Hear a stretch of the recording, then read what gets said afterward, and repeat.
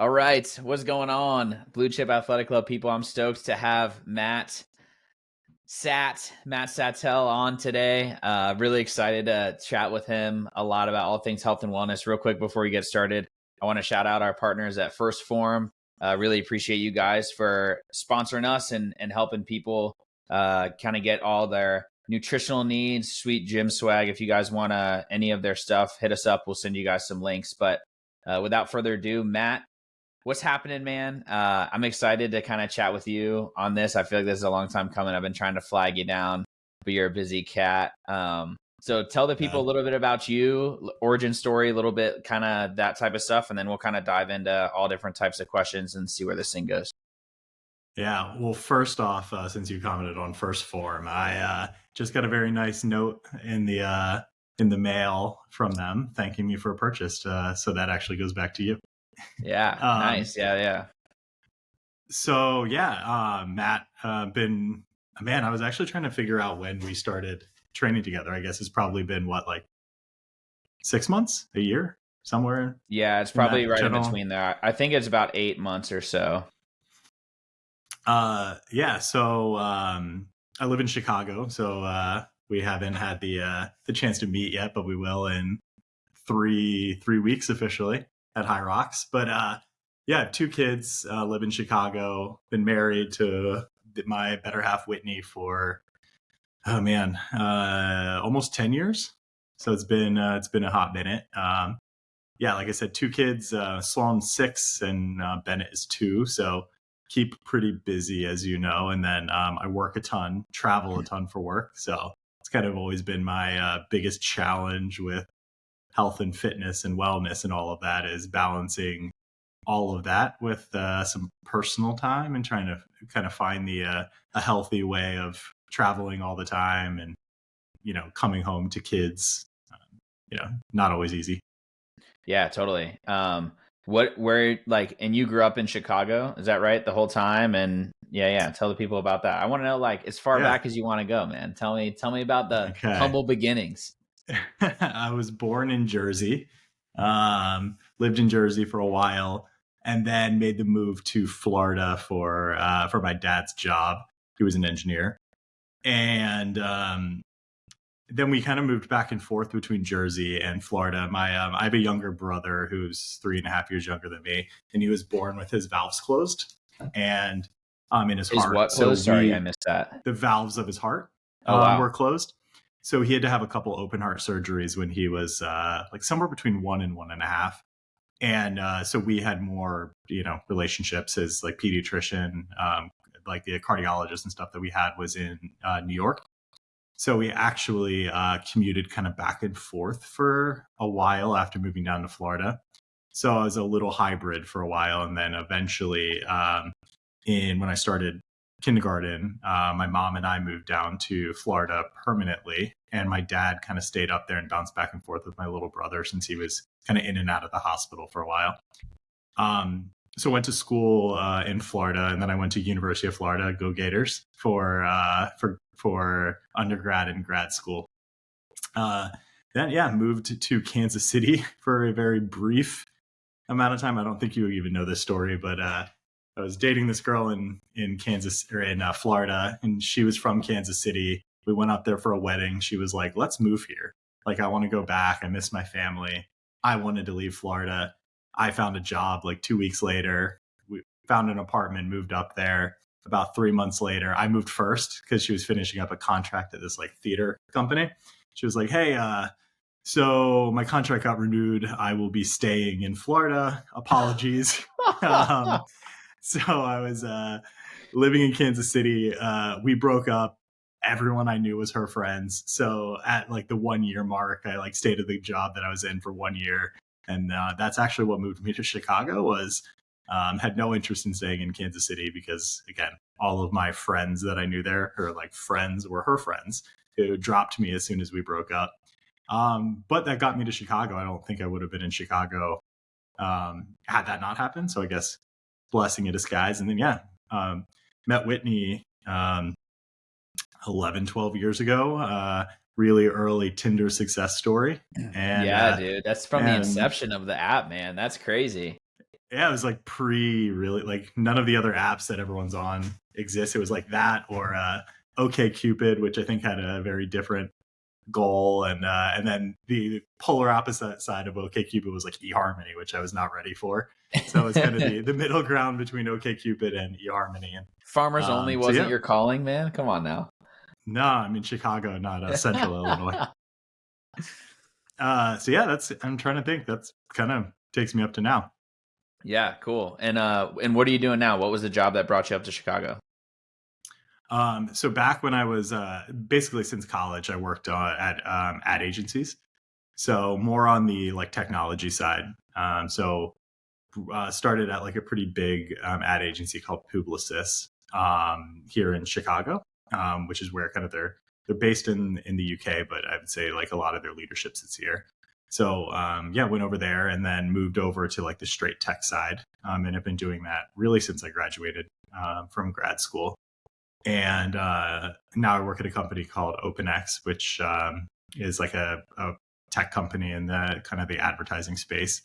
And I've been there about 3 years, and I'm a global chief revenue officer. So kind of why I travel a lot is in a global role, have people kind of all over the world. Yeah, how big is that company too? I feel like we haven't talked about that a ton yet. About 500 people. Yeah, cool. Yeah, sweet, man. What a cool story. And I had no idea about your brother too, like popping back and forth from New York. I feel like that's like pretty tough. So Matt and I actually got connected via social media. Matt was, I don't know if he was looking or not looking for somebody to help train him. I honestly don't even remember exactly how it happened, but you had found some of our stuff and we started chatting back and forth.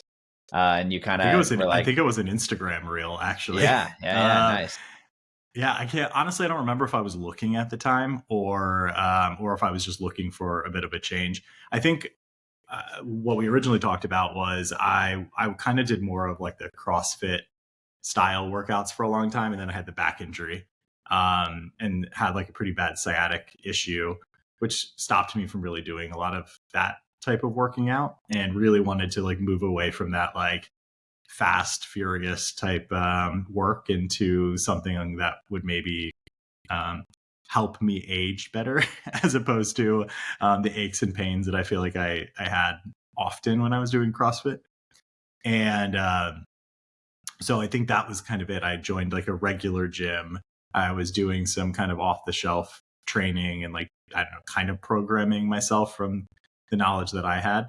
So I think it was just kind of timing. You posted something that was like a kind of a hybrid athlete type workout. I think it was like deadlifts paired with like the assault bike. And it was kind of exactly how I like to be tortured. So yeah, I think that was kind of how it kicked off. But it was kind of right when I was coming off of physical therapy and the chiropractic work for my sciatic, like my back issues. And excited to say I haven't had any flare-ups since. I'm trying to think, maybe one from like an international flight or something. But I think in the whatever you said 8 months that we've been working out together, I don't think I've had any back issues. So. Damn, dude, count that. I'm gonna write that down. I'm gonna file that away for my good story bank. Yeah, dude, that's awesome. That's definitely something that I feel like I can relate to you with, and I think that we talked about it before. Like I used to just do the ego lifting thing for a long time, and I was 220 and just walking around like a bowling ball, super strong, but like totally not like functionally able to move. I think if, when we'll get into it in a bit, but I think if you were like, oh, go do this HYROX race 5 years ago, I'd have been like, you're on crack. There's like no way I could finish this race. So kind of still feel that way slightly. Yeah, you're gonna do great. You're gonna do great. And that brings us to it though, with us going down to compete together. So I don't remember exactly if I pitched the idea to you. I don't even know how the inception like really happened, but I was like, oh, like we should meet up with some of the guys that train in the group that are what I'll call like people that are really trying to drive and challenge themselves when it comes to a health and wellness journey, and especially in this hybrid athlete kind of space.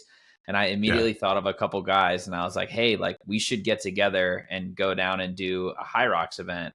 And I think that you were kind of on the fence at first. And then I was like, let's do it together. And then I think that kind of like reeled you in, and you're like, yeah, I'm into the team pain. Yeah. I think we were talking a little bit about my hate for running too, but my wanting to not hate running as much as I do. And I think that was one of the things that kind of triggered it. And you had, I think you had kind of just recently wrapped HYROX, and I attempted to do it at like the gym at here in Chicago the same day that you did it, and got absolutely destroyed. So that's where my hesitation came from, was the kind of attempting it on my own, and just getting completely rocked. Yeah, it's funny that like, you know, I did the first one I did was in LA, and I went down there and did it, and I didn't really know what to expect. It went okay. I'd say it went pretty well. I like beat my goal that I was looking to do, but the atmosphere was like absolutely awesome. And I think that you'll see down in Miami, and it's a little different, obviously, because we get to split it and we're both doing the full running and everything like that. But the atmosphere there is awesome. I'm stoked to hang out with you guys and be some South Beach Miami boys for a couple of days. I think it's going to be super fun. I don't think like people talk enough about like the importance of the communal piece, and it's awesome that you, Arjun, and I are all going down there to compete. Like it's gonna be super fun, and Nick's actually going to be down there too. We'll make sure to like hit him up and say hi, and it's just going to be a cool environment. The race atmosphere is getting huge, and you want to talk to people about what HYROX is, since a lot of people, I feel like it's still like a bit in inception. So there's probably a lot of people that don't even know. They're like, what the fuck are these guys even talking about? Yeah. You were probably much better, would be better at describing it than I am, dude. You got it. I'll give it my best go. It's funny. I actually, now my Instagram reels, just to bring it back to Instagram, used to be completely different, and now it's all HYROX. Like I can't look at my Instagram and not see HYROX videos, but now I'm actually seeing a lot of CrossFitters making fun of HYROX. I probably have sent you some of them. So I guess hybrid athlete, I think it's a combination of running and some pretty tough lifts. 1K runs, followed by some sort of muscle. I don't know. I think the first one is a pretty heavy sled push, like 335 pounds. You do another like 1K. It's heavy as shit. Sled pull. Yeah. I've been training with it. I think the challenge that I've heard is that the turf is a lot harder in at the HYROX competitions than what you would be used to training on. Like, doesn't push or doesn't slide as easy. You know that better than me, but I would say the race is almost like if Spartan race and like a functional fitness event had a baby, and like you end up like running just over a half a mile between every section, and there's 8 stations. And we don't have to belabor all of them, but like all of them are essentially like going to have your heart rate up. And you're going to be moving, a lot of them moving some weights, lunges, wall balls, burpee broad jumps, you name it. There's a bunch of stuff in there that's going to kind of challenge everybody. And I definitely encourage anybody who's, interested in that style of training to totally look into the race. They do them. It's almost like a traveling circus. They like pop up. They're Miami, they're overseas in Europe, they're over in New York. I mean, any big city basically will host one. And I think there's 4 different categories plus like the pro division. So it's singles, like for men and women, you can do singles like that. You can do doubles. So that's what Matt and I are going to compete together and do doubles. You can do mixed doubles. So a male female pair. And then you can also do a relay style, and the relay style is like 4 people on a team. And you split all of it. So you don't have to run the whole thing. And then you split the stations however you want to as well. You left that option out when I didn't tell you about that option. I didn't want you to do that. I wanted you to do that. And I tell you what, you told me the other day that your 7 minute or your mile was under 7 minutes. And I'm like, you're ready to rock, dude. I'm telling you, you're ready to rock. But yeah, the relay style, I'd say would be like the most entry level, and then obviously building up. And it's funny, like, oh man, like I love to say like, oh, I don't really have an ego, but I totally did when I first signed up for the HYROX race. I like pop on their website and I'm like, oh, I'm going to do this thing. And I like look at the thing, and they have a questionnaire. I don't know if you did the questionnaire too. It's like 3 questions. It goes, how often do you train? Do you run a lot? And like, have you done a HYROX before? And I'm probably butchering the questions. But I take the quiz and I'm like, oh, dude, like I teach burpees as like a business. Like I train all the time. I was like, I am definitely 100% going to be pushed into like the pro division, right? I take the Yeah. test and I take it honestly. And it's like, we recommend open division. And I was like, are you fucking kidding me right now, dude? I was like, are you serious? So you know what? For once in my life, I didn't just be like, I'm going to do the pro division anyway. I was like, Yeah. okay. I was like, I haven't done this race before. I'm not familiar with this format, blah, blah, blah. I was like, it seems like it's going to be pretty heavy. I'm just going to do the open division. So I did the race, obviously super hard. It took me like an hour and 20 minutes the first time I did it by myself. And I finished. And after my heat, they started the pro division and with the guys that are like allegedly gonna like do it like super fast, right? And I'm like, yeah, sure, these guys are gonna go fast, right?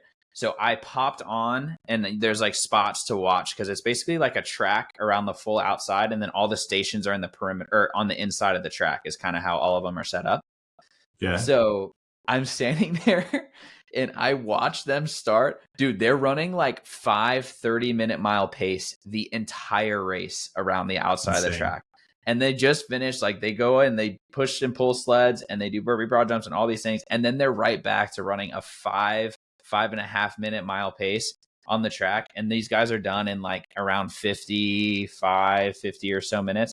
And they're so fast. And I was like, oh my gosh. Well, they're also, it's all heavier too, right? Like every, every single weight's heavier. It's not like 330 pounds for the sled push. I think it's like 380 or something like exactly. That. Yeah. So heavier weights, more volume. And oh, by the way, they're doing it way faster than I was doing it.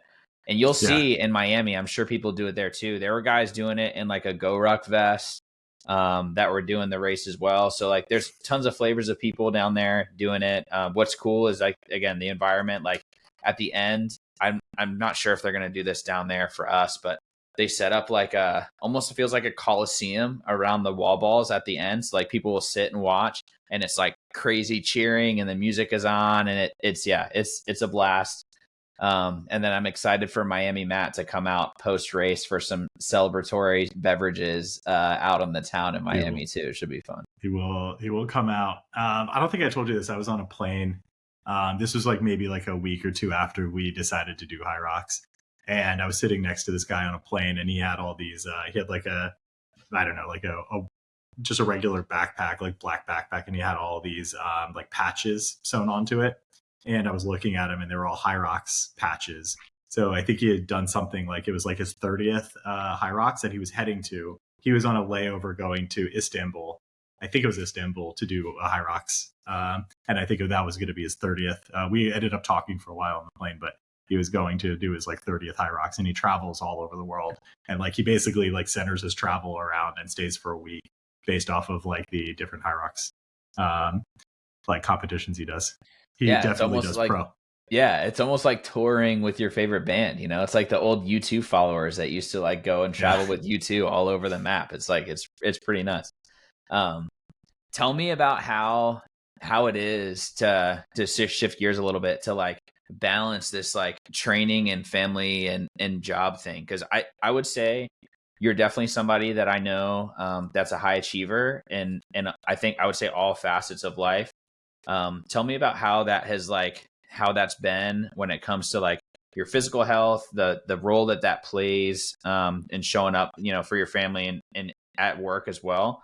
And then tell me how you kind of balance all that stuff. Because somebody from the outside looking in, like chief revenue officer of this tech company, sounds like a ton of responsibility, a ton of hours, and then, you know, 2 kids, a wife that you need to tend to, make sure that they get all of your attention. Like I think anybody would be wanting to know like, hey, how do you kind of juggle all those things? Yeah, I think I don't know if I like could do all those things without the like health and fitness and like wellness side of it. I think I'm not one that's like great at like meditating or like slowing my brain down. I think it's been a problem for my entire life, like bad at sleeping. It's so hard for me to like shut my brain down. And I feel like the one time that I can do that is when I'm working out. Like it's especially with like some of the like hybrid athlete stuff that we've been doing lately. It's really hard to think about I don't know, the 7 meetings you have later that day, or like the board meeting you have next week, when you're also like trying to push 330 pounds on a sled for however long. So it's, for me, I think it actually just makes me a better, like better in business, better at home, better all around when I have that. I notice on the, like, if I'm traveling a ton and I haven't, yeah, I mean, you see all my workouts in the app, so you know when I miss and when I don't. I don't miss very often. But in the past, there was times where it's like, I'm too busy. I don't feel like programming for myself. And then it's just so easy to not work out that week. And I notice a pretty big difference in my, just like, honestly, my mental health when I'm not doing it. So for me, I think, I don't know if I could be as successful in the other areas of my life if I didn't have that time to focus on myself. And I think there were definitely moments where, I'm trying to think, there was like a couple weeks ago where I was like, I really need to get this workout in. And it was after bedtime, and it was the last thing I wanted to do. And like, I definitely would have preferred to be sitting on the couch, eating our favorite ice cream. Why am I blanking on the Ninja Come on, that Creamy? Ninja Creamy, dude. Come on. I take full credit for all of your Instagram posts You around. do, yeah, the you Ninja get Creamy. it. Matt generously, we got his quick sidebar. He generously sent us a Ninja Creamy to the house, and I have aggressively been using it, dude. It's like so often. I would say like there's a lot of times when it doesn't even make the story because I'm just crushing it, and I'm sitting there and I'm like, man, Your I last get was it, 90 man. grams of protein. Dude, I get it. We put some powder in there with some like Greek yogurt and mix it up and freeze it. You add a dash of milk and like your toppings, and then boom, you're in business, and it is like a delight. Yeah, it's awesome. Well, now I make your bagels pretty much every day. So so you gave me something, I gave you something. That's right. Tit for tat. Yeah. But I still went, and I would kind of was in like a shitty mood all day. I was definitely in a shitty mood with the kids after work. And I worked out, and I came home, and it was a little bit later, but I just know I was like a much better husband for like that hour before we went to bed. I was just a much better person to be around than I would have been had I not gone. And those are the things that I like pretty regularly try to remind myself of. Like, you don't want to wake up this morning and go work out. It's the only time you're able to, but you're going to be a dick the rest of the day if you don't. And it's just like, there's something about it that just, for me, it kind of changes my mental, my mental health in a way that it just like has become mandatory. And it's easy to think it's selfish to spend that hour, or like with commute times like an hour and a half, but I've like found that it's just like I'm a better person all around when I do it. So I've like tried to reframe that, like, it's not actually selfish, it's like actually best for everybody when I'm doing it. Yeah, it like improves like the quality of the time that you have with the other people when you're able to kind of pour in and fill that part of your cup up. I'm curious too, like, kids 6, Sloan 6, and Bennett 2, like those kids watching you do those things and one, like, juggle the difficult work schedule, the home life, the training stuff. Like, how important do you feel like it is for them to see you like doing hard things, one, staying active and healthy? Like, talk about how that's kind of been either a motivator or something that like definitely factors into the equation. Yeah, had I known this question was going to pop up, I would have pre-prepared the photo, but can't find it. My daughter like literally like has these 5-pound weights, and I think I sent it to you, and she'll just like randomly be sitting in front of the TV doing like curls. No, I mean, I believe like massively in modeled behavior. And so like my dad worked out a ton. And my mom, like, I would say like lives a pretty healthy lifestyle. But I don't think they like prioritized kind of the education around it. My dad was like very much like a vanity lifter. Like, he just wanted to like build muscles, and I don't think that translated into like him being the healthiest version of himself. So I think like for us, we're pretty cognizant. My daughter, like, my oldest is a girl. We're really cognizant about like not talking about calories in front of her, or like talking about weight, or like, honestly, like when we're talking about, because my wife, she's not doing HYROX. She's going to do it in November in Chicago. So she's also kind of training for it. She's not going to do it with me. So we're not going to do the mixed doubles, but she's gonna do it. She's on the train, dude. She's on the train. Shout She's on out the to train. Wit, Yeah, man. Shout out to Wit. yeah. She hit upstairs, so she's not here. But I think we talk about it more for like wanting to be healthy, and because I think we're like pretty like aware of not wanting to talk about like doing it for weight loss or like things like that, because I think the kids are just so young that we really try to prioritize like we do these things because it makes us feel better and it makes us happier, and but yeah, I definitely can see the interest in those things. Like my daughter, like I said, my daughter will just like randomly be picking up weights and doing like I don't know, any sort of movement. Half of the time they don't look like anything, but it's still fun to see that that something is rubbing off. And honestly, I think it was even a lot of it was during COVID. We turned our garage into a gym, and I think that there's something also about the fact that we did that at home, or like even with some of your like body weight workouts that you'll program in. Which you do a good amount for me because I'm in hotels and stuff a lot. So there's, you've gotten really good at kind of fitting around the equipment that I have. And I'll do a lot of those at home, or like if we're on a trip and like Sloan's around, she'll see it. I think there's something about doing it in front of the kid too that's really helpful. And so yeah, I think it's about for us like making sure that it's not creating any problems for them in a like you need to be doing this for weight loss or whatever, and more around like we do this because we're happy and healthy. Yeah, the image I feel like is so big, right? And probably the generation before us, I'd say potentially set us up for failure when it became like kind of vanity driven and like carbs are the devil and all these, and like, fats are bad and like, when Cheerios are the standard, you're in a tough spot, right? Like, oh man, but it totally feel like there's been a huge shift from that whole perspective. And obviously we don't have kids, but seeing like health and wellness from that, like bred out of that kind of like mindset and those feelings, I think really, really help establish one, healthier kids for longer.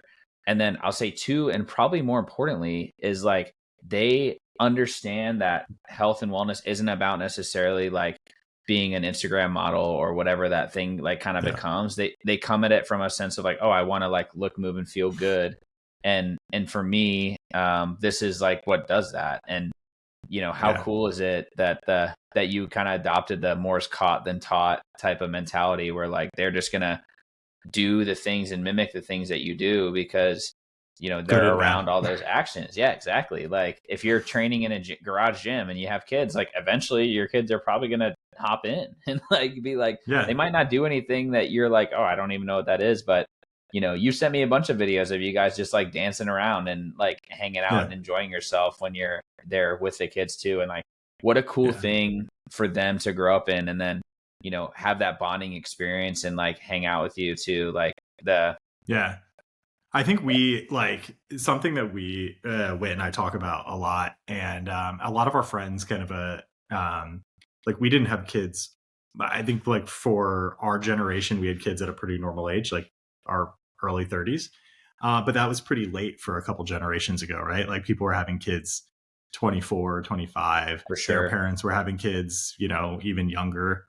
And I think, so my Whit is the youngest of three, and her parents just started later in general. So her parents are kind of in their late 70s. So when, our two kids were little, like even now, Bennett, my mother-in-law was just in town this past week, and she's actually on her own like version of a health and wellness journey. Like she just started going to a gym and going on walks and things like that because her health kind of got a little out of control. And but what we realized was that like every generation just seems to be having kids a little bit later.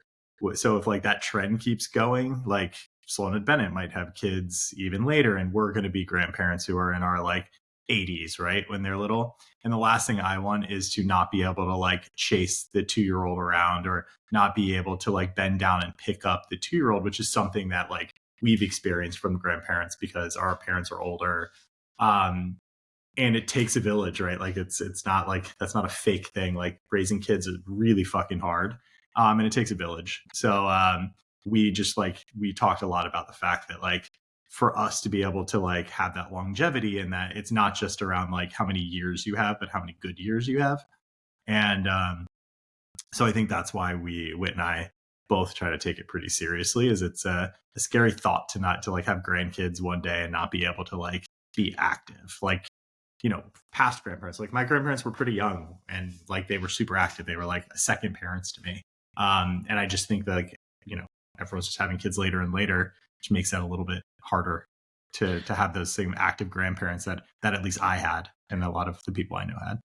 For sure, right? And then you think about like, hey, why do people go into like nursing homes? Why do they end up there? And it's because, hey, you can't get on and off a toilet unassisted. You can't carry groceries because your grip strength isn't there. Like these things that deteriorate, like osteoporosis, and if you fall down, you're breaking bones because you don't have the lean muscle mass to protect you. Like all of these factors, I think, become more and more clear as life goes on.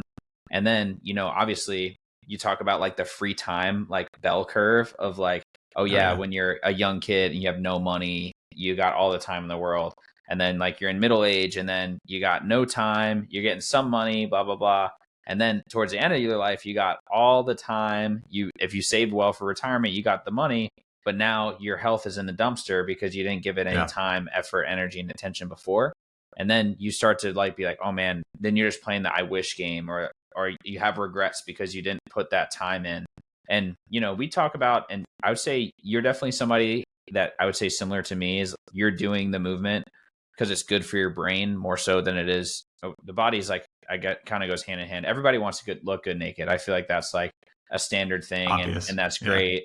But, you know, you're doing it for your headspace as well. And but you don't have to train every single day. Like you don't have to go and lift heavy weights. You don't have to do whatever. It's like, if you can get in there 3-4 days a week for 30 to 40 minutes a clip, but you're probably going to be a-okay and like eat relatively well. Like, it's funny. One of my mentors always has said, like, no one got fat eating too many potatoes or like bananas, you know, like it just like doesn't happen. So, it's one of those things that I think if you can kind of look at it from that perspective where you're coming from the end with the end in mind and looking back and you're like, man, if I invest this little bit of time, like what's the ROI over the course of my lifetime? And it's just like an investment account, right? Like in the beginning, you're going to the gym and you're probably doing stuff wrong. You probably suck. And you're probably really not motivated to be there, but the longer you do it, the better you get at it, the more effective you can be. And it's especially helpful if you reach out to a coach. I mean, full disclosure, I train people online all over the world. I have like 4 coaches, and almost everything I do, business. I've got a mobility coach that I've been working with to learn new things about how to use rings and animal flows and all these other things as well. Mastermind groups, you name it. Guys like Matt that keep me accountable and make sure that I'm, you know, doing those things too. And it's like, how do you set up your environment to kind of help you and continue to push you? Because if you're just looking at yourself in the mirror, you're probably leaving something on the table, whether that's you're not pushing yourself hard enough or you're pushing yourself too hard, not giving yourself enough grace, you know? Yeah. I had a moment, man, this is like many, many years ago where I've always known that diet culture is kind of BS, right? Like, it's all about calories and like most of them are just trying to get your calories to be at a certain level. But I won't say where I worked or what the diet was, but I worked for a CPG brand that had a bunch of food. And one of the brands that they owned was a popcorn brand. And they were doing a sponsorship with one of the major weight loss companies that tracks based off of points. And you probably can figure out who it is, but I didn't say it, so it's okay. And part of the sponsorship was they would be less points than one of their competitors. Because they were paying so much money for this sponsorship. So like in this point system, like because they were 1 point and their competitor was 2 points, but there was literally no like nutritional difference. It was, in essence, it was both popcorn. I'm sure they both had the same amount of butter, but that was part of the negotiation was like, all of our like users will buy your popcorn instead of the other popcorn because you're less points, even though it wasn't. How wild is that, right? Like manipulating the system to be like more profitable, right? Because that's what all the food market is. And we can go down that crazy rabbit hole, right? Of like, they do it with cans. Like you can't advertise to kids if there's like a certain amount of calories and certain amount of like fat, like certain things. but instead of changing like the recipe to make it healthier for kids, they'll just put less product in. So it fits the guidelines for COPPA compliance, which is like the law for like advertising. So it's crazy how much those decisions actually factor in when it's just because they want to advertise to kids. Yeah.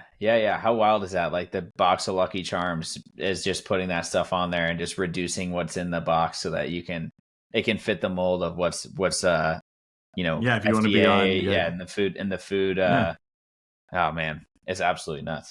Tell me too a little bit about like, hey, how does that work in your guys' house? Like, let's say I'm a parent, and I'm like, hey, I've got these kids that they are the pickiest eaters ever, and I'm like struggling so hard because nutrition, think I've talked to you about it before too. If you think about your day and like the frame of mind of like a nice big circle or like a pizza, maybe if you're somebody who's probably overdoing it, and Blaise's opinion, and obviously opinions are like assholes, everyone's got one, but if you're in the gym an hour or even more, call it 2 hours a day, that's 1/12 of your slice of pie that's going to be taken up from in the gym. So maybe you got 80 some odd percent of your day, high 80% of your day that is spent doing other things.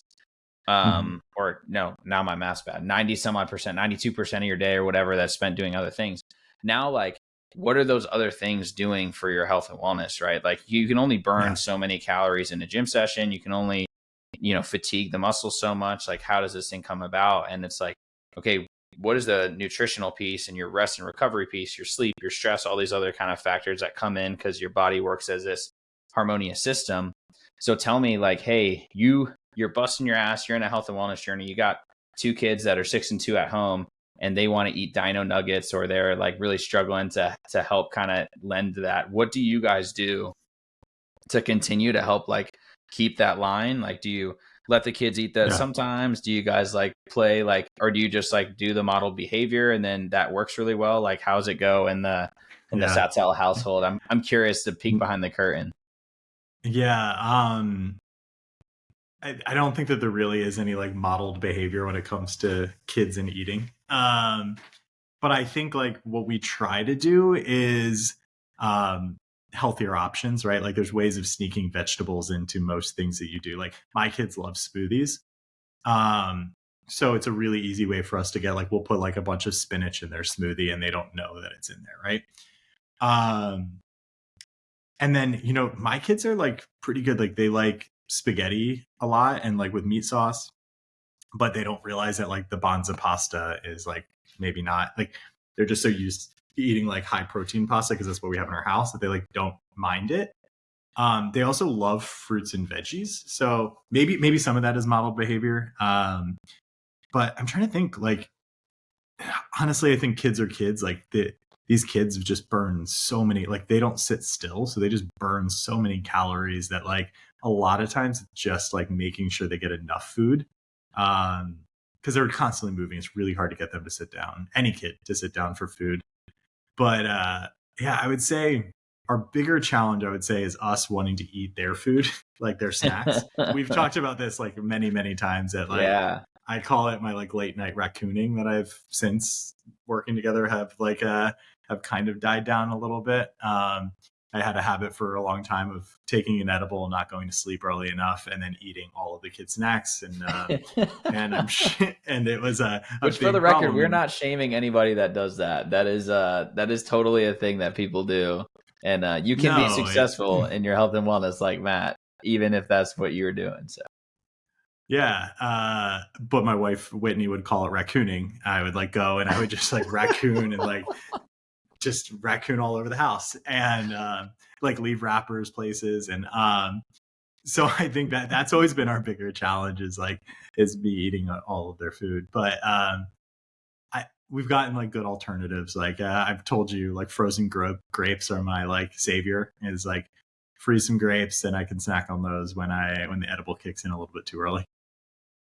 Yeah, it's funny, like figuring out stuff that works for your nutrition and health is just so uniquely personified. Like there, if you're to take like your exact situation and apply that to, John or Sally or whomever, like they're like, ew, dude, frozen grapes are like totally not what I do. And then Yeah. really for them, it's just like, hey, maybe if you move the snacks from your eye level in the cabinet to right by your feet in the cabinet, like you'll probably eat them less. And it's like, what do you Yeah. want to put there? So it's so funny how you talk about like nutrition from a standpoint of like habitual nutrition. It's like that's the type of stuff that sticks, that really starts to make a change over time. And then before Yeah. you know it, you're running sub 7 minute miles and ready for a HYROX race in Miami. Yeah.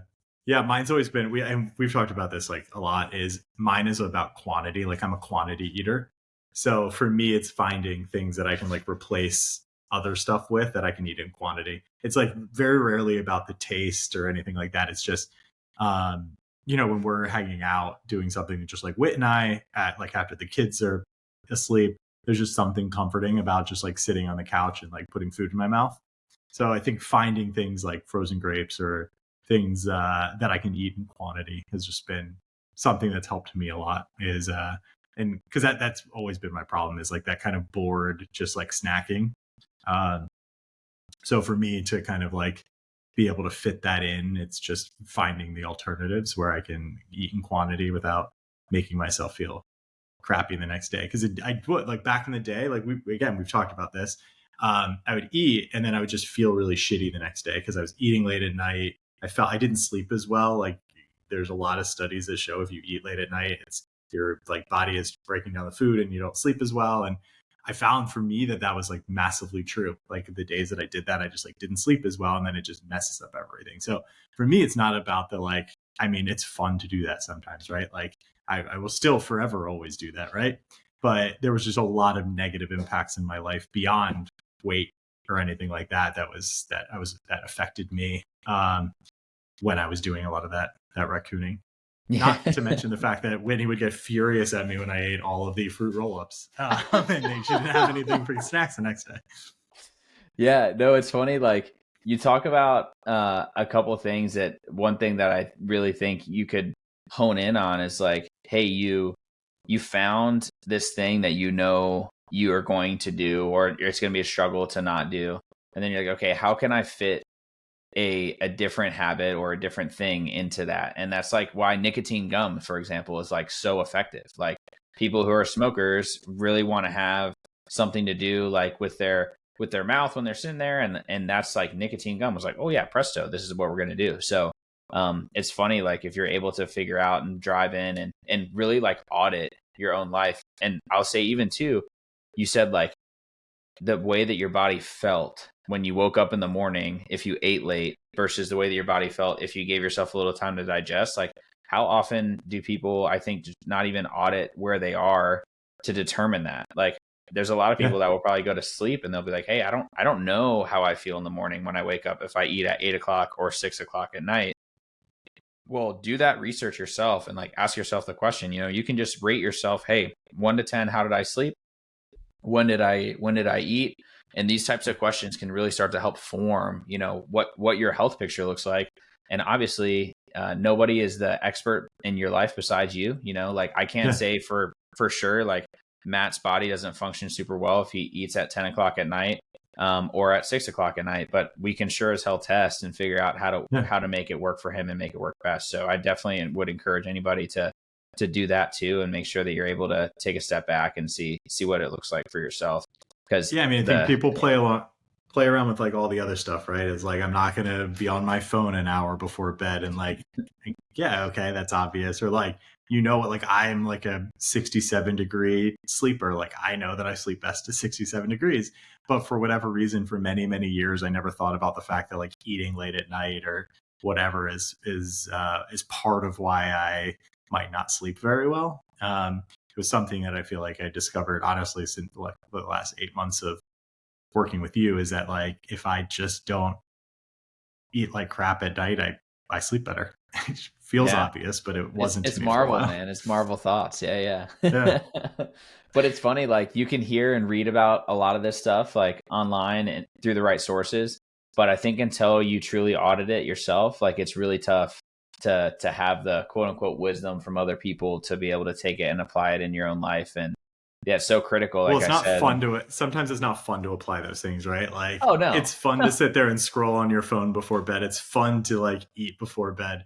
So it's like auditing it is really just kind of that like, oh shit, I got to do this to actually like it's sometimes easier just to pretend like it doesn't exist. And I feel like that's what I did for a while. Is like, hey, well, if I don't audit it, then I'm not going to have to make the change. And the moment I audit it and I like realize it, then I have to make the change. And so for me, it was really the avoidance of it. Like I knew deep down that it was a problem, but I chose to ignore it until I had to make the change. Yeah, and that I think too, that parallels so many other things, right? Like money, finance, and like debt, I feel like is like so similar, right? If you ignore the shame or the whatever and you kind of leave it and you just like ignore the fact that you're paying 22% in credit card debt or whatever the thing is, Yeah. like eventually it comes a point where you got to do something different or else it's never going to go away. And kind of having that second to do it is so important. I have like my buddy who lives like 2 houses down that way, is our wealth advisor. And I was really bad about keeping all of my money primarily in like my checking and savings account.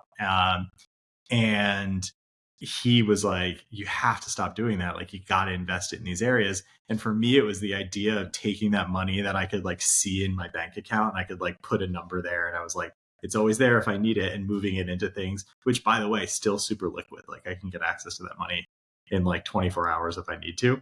But there was something mentally blocking me from wanting to take that money from like this bank account that I controlled and move it into like um, different investment opportunities or different areas. Again, super liquid still. But it was funny because it was just it. And now, like now that we've worked with him and he's like, he's become kind of like a wealth coach for me in theory, is that I now I'm a lot more comfortable with that. Like I don't need that money in that bank account that like for whatever reason I was like holding on to. It was like, it's got to be here, or like, what if something happens? And he was like, then you move it from one account to another. And I don't know why I had that mental block for so many years. By the way, it's still there sometimes. Like I'll still be like, there's not enough money in this bank account. But it's funny how like you just have to like think of something in a different way. Sometimes like that for me, that's why it's important for me to like have, his name's Jared, have Jared in my life, because he like corrects me when I have like a mindset that's just like not, there's no like data. It's like, it's not a rational mindset. Like it's, the money is still there. But also why, like, I appreciate like 90% of the stuff that we talk about. It's like, sometimes it's like a therapy session where I'm like, I already know that raccooning late at night was causing problems for me, but it took like talking to you about it to realize that maybe I should just make that change. Yeah, and just saying it out loud too, right? And then also having that accountability from somebody else is just so important. Like, having a wealth coach, we work with people too that have really helped. And it's like there's a million ways to skin that cat, and it's really like how does that wealth coach help you get to what your goal is? Because honestly, the wealth coach and or me or any other coach that for that matter, or you for people that you're mentoring, like your goals don't matter. Like it doesn't matter if you didn't want to run a HYROX, we wouldn't be training HYROX type of stuff, right? Like it doesn't matter like if we can get you to X, Y, or Z if that's not your goal. So it's really about like what can we cater? How can we give you what you need to be able to get you there? And what's funny and actually super worked out that like I'm doing the race with you. So my build up to the HYROX event, I've literally been able to take my exact training program and be like, here you go, Matt. Go and run this exact thing. So I'm like programming my week. Dude, you it's didn't awesome. even give me a discount. You didn't give me a discount. Dude, I'm telling you, I've been programming my week, and I literally just, when I finish it, I take a Saturday or a Sunday and I like write out your entire workouts for the week. And I'm like, here you go, dude. I did all these last week. Enjoy that day when you had to do 100 pull-ups or whatever the thing becomes, it's like, it's been super fun to do. And I think that we're going to crush it. What was our goal? Let's put it out there. An hour 15. 1:15. Yeah. You said something about like you can't change somebody's goals. I just came back from like our company like executive team met up, and one of the things that we get company survey data pretty regularly, and one of the things that people commented on is they wanted more like learning and development. And one of the things that we talked about was we were like, we provide so much, OpenX provides so much learning and development. Like we have a ton of opportunities, but there's an element of like, one, intellectual curiosity, as well as like self-motivation that it requires, right? Like you have to be willing to carve out time every day to like do the learnings or the things. Like we provide coaches when needed. We have like LinkedIn learning for like any topic. Like we provide a lot. Um, and one of the things that we were like, our HR team, which is pretty standard, was talking a lot about how do we motivate people to do some of this work. And a couple of us kind of raised our hands and we were like, maybe we shouldn't. Like, that is what, for us at my company at least, it sets an A and a C player apart, is somebody who is like spending that time, like utilizing the tools and the resources that they're given to better themselves. Like, that to me is going to be an A player. And even if they need more coaching or they need more help, like that's who I'm going to provide more for than the person who complains and not having much. We talked a little bit about like, if you tell somebody to carve out 2 hours on a Wednesday to do that learning and development that they say that they crave, they don't have time to do it. But if you say, hey, like, why don't we leave work at 3 o'clock and go to a team happy hour? They somehow have time for that. So we talked a little bit about that. It's like, they have to have that goal and ambition to like want to learn and have that motivation. And like, that's not something, at least I don't think, that is like super teachable. It's like, it's got to be like part of like what drives you or what you want to do. And that's, to me, like from a business standpoint, that's like often like I can look at, there's a girl on my team named Erica, who is like one of the smartest people that I've ever worked with. And she is completely like, everything she does is because she's like taking the time to learn. And she's one of our best, like the best people on the team, not because like we've provided her all this resource, but because she like takes those resources and really dives into it and becomes like the smartest person in the room. She's given the same opportunity as many other people on the team. She just takes action on it, and like she's motivated to do it. Yeah. And you talk on like, it's like identity, right? It's like, are you the person that does that, or are you not? And you can definitely switch between the two. Like I know a ton of people that have been super motivated in the past, that then like all that stuff falls off because they let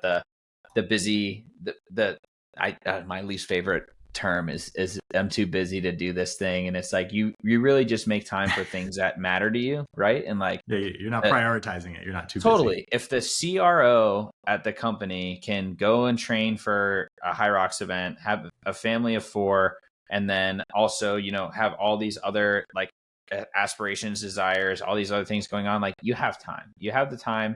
You just have to decide like how you want to parse the time down. Like it, and the best way to think about it is like, map out your day in 30-minute blocks and tell me, like, there's no one person that can tell me that they don't have a half hour. Because if you're spending 2 hours watching Netflix at the end of the day, like you had a half hour in your day if you just reprioritize your day and shifted things around. And I'm sure that there's going to be like, single parents that like, I cannot imagine how difficult that could be for somebody like that as well. But realize that, like we said before, if it matters to you, you'll make it happen.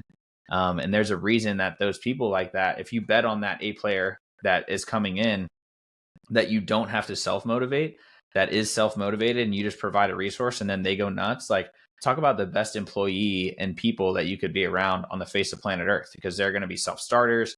They're going to be able to finish projects because they have the aptitude to do it. They're going to be innovative. And those are the type of people that you want to continue to empower. Like, even if they need a little bit of extra coaching, sure, but you invest in 1 cent and they're giving you $100 on the ROI at that point, right? Like, that's what it's all about. There are certain qualities that like when I'm hiring or promoting or like scaling a team in general, like that we look for. And like that, like I think intellectual curiosity and like self-motivation are probably the 2 things that I genuinely think are the hardest to teach and the hardest to ingrain in somebody. Like I can teach somebody how to do the job, right? But I can't teach them those like attributes of those qualities as well. And you can see it all the time. Like there's so many times where I like, you hire someone and you're like, shit, I know this person is going to be like an absolute star. Like I know this person's going to do an amazing job because I see those like qualities. And like, it's just so easy oftentimes to like pick out those qualities and be like, oh yeah, this person's going to crush it. Like if we get them like a career coach and we get them these 3 things, it might cost the company like, $30,000-$40,000 for like a good career coach. But like, those are the people that you invest in, that you like, that have those traits that are just so inherently hard to like to train for. Yeah. And we look at that a lot as like, what can you train and what are the qualities and the traits of like the people we want to hire. And like, we have those like clearly defined traits that we've spent a lot of time working on, because we're like, these are just things that you either have or you don't. And these are the things that we can coach, and like, we're fine coaching, and we're like absolutely happy to invest, but they've got to have those like 7 traits that we've seen be like really successful for many, many years. Yeah. What are And some not of just those at other OpenX. ones? What are some of those other ones really quick that you guys use at OpenX, and then we'll cut off and I'll let you go. Yeah, I think so. I said intellectual curiosity. I said the just general curiosity in general. Like, we tend to find like collaboration to be one of the biggest ones. So someone who it's even people who are like individual contributors and like not have no desire to scale and build a team. There's just something about like, you do better as a team, and like, if you can motivate people around you um, to work harder, like, you're going to be more successful. There's someone that was on the team a while ago that's no longer there, but or no longer here, that really would like never talk to anybody until he needed something from somebody. And then he would come in and he was like, I can't get the team to like do these things for me. It's like, they're delayed. It's hard to work with them. And it was like, it finally hit a breaking point where we're like, have you thought maybe you're hard to work with? Like, maybe you're the problem. Like, you never like give these people the time of day. You're never checking in on them. You're never having a, conversation with them until you need something from them. Like, other people are getting like amazing work from them because they were investing in that relationship. So for us, it's kind of that like that level of EQ that I think is also really important, that we found that like the people that have been most successful, again, even as like individual contributors that have no like management track or like no desire to be in leadership, like the more that they can kind of like collaborate and work with a team, the better. And also, like, to be completely honest, on the selfish side of the business end, when people are connected to like a community, and like, I think often like, we don't talk about ourselves at OpenX as if we're a family, because I think that's in my opinion, that's a really toxic work life, because you're not family, right? Like, a company will lay you off, a company will fire you. You don't fire your family, but you can be a community. And we look at it more like that, is like, you've got like, the more people are investing in the community, the more they tend to be happy and the longer they tend to stay. And retention is just like, we can assign a dollar amount to when we lose somebody, like the cost of losing that person, from like recruiters, from the amount of time that they're not going to actually like be doing that job. And so we heavily focus on that. So I think that like community aspect and that EQ is one of the other traits. There's about 6 others, but those are probably the ones that are like easy to transfer outside of like the OpenX world. Yeah, totally. EQ, emotional intelligence, for all those people that didn't know what he was talking about. But yeah, oh yeah, sorry. No, I gotcha. I think totally the same things, right? Like, nobody cares how much you know until they know how much you care. And it's like, realistically, like, if you go out and you're like, I don't know the name of the 5 guys' wives that work for me, or partners or kids or whatever, like, why would they want to listen to you? They have no idea if you're invested in them. They don't know. As a manager, like, you're just going to come down the pipe and ask them to go do something or move mountains for you. And if you're able to kind of like reframe I don't even want to call it like water cooler talk, but like getting to know somebody's family on a deeper level, or like their motivations and aspirations, I think that you can move the mountains without it even feeling like you're doing the work. Like, they're almost like starting that themselves, thinking outside the box. You're freeing up mental headspace because they know it's a safe space for them to be. So they're lacking that high level of stress that comes from a micromanagey person or something like that that's there. Yeah, you touched on a ton of that. Oh boy. Followership is like one of the most important things that we talk about that pretty often. Is you can almost tell when someone coming in has been a great leader in like a past company or a past life, because they have like 7 people who are itching to join after they've joined. So like, we talk a lot about followership too. Is like, were you the type of person that people would leave one company and join another for? Which I think is a very hard thing to come by. Yeah, for sure. Well, Matt, my camera just did some weird shit to me, so this is telling us that we're time to go. We're about at time anyway. The Grammy music where you just shut off your camera, so I stopped talking. Yeah, maybe. I appreciate you taking the time, man, for real. This has been great. For sure. I'm excited to hang out in a couple weeks down in Miami. And for any of you guys that are listening, I don't want you going out and finding Matt on social media unless he wants you to start watching his TikToks or anything like that. But if you guys are interested in anything that OpenX is doing over there or the stuff that he's got going on, let us know. Don't be a weirdo. And then if you like this episode, drop us a 5-star. We really appreciate it. It's really helpful to help us grow and continue to help people around the world. Don't forget, you don't stop playing because you get old. You get old because you stop playing. And we'll see you guys next time. Matt, thanks again, buddy. And I'm going to get out of here and hope you enjoy the rest of your night, man. All right. Have a good one. Yeah, see ya.